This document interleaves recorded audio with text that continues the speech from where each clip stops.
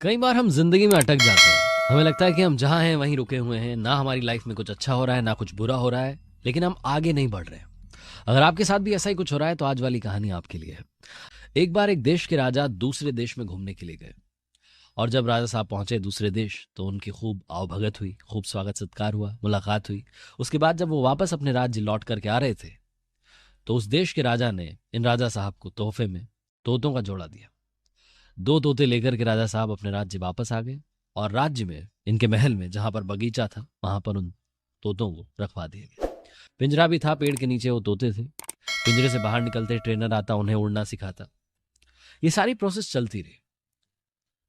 लगभग 15-20 दिन बीते। उसके बाद ट्रेनर की मुलाकात हुई राजा साहब से। इन्होंने पूछा कि आप जो सिखा रहे हो तोते ठीक हैं, उड़ रहे हैं? तो ट्रेनर ने कहा कि राजा साहब मैं आपको बताना चाह रहा था लेकिन हिम्मत नहीं हो रही थी। एक तोता जो है वो तो अच्छा खासा उड़ रहा है, वो आपके महल के भी ऊपर उड़ने लगा है, लेकिन दूसरा तोता जो है वो डाल पर ही बैठा रहता है। ना वो उड़ता है ना उड़ने की कोशिश करता है, मुझे कुछ समझ में नहीं आया। ये बात सुनने के बाद राजा साहब को थोड़ी सी चिंता हुई। इन्होंने अपने मंत्रियों को बोला कि कुछ और प्रशिक्षकों को जो कहते हैं उन्हें बुलाओ, और शायद वो आए और उसके बाद ये तोता उड़ने लगे। कुछ और ट्रेनर्स को बुलाया गया, कोशिश की गई लेकिन नाकाम रही। राजा साहब के दिमाग में कुछ आ नहीं रहा था। उन्होंने कहा कि अब ऐसा करते हैं कि उसे बुलाते हैं जो तोतों को पहचानता है। तो गांव से एक किसान को बुलाया गया। किसान आया, और आने के बाद किसान ने कुछ ऐसा कर दिखाया कि तोता उड़ने लगा, और तोता उस दूसरे तोते से भी ऊपर उड़ने लगा। राजा साहब को जाकर के दरबारियों ने बताया कि सर चमत्कार हो गया है, राजा साहब कमाल हो गया है, वो तोता उस दूसरे तोते से भी ऊपर उड़ रहा है। उन्होंने कहा कि बुलाओ किसान को।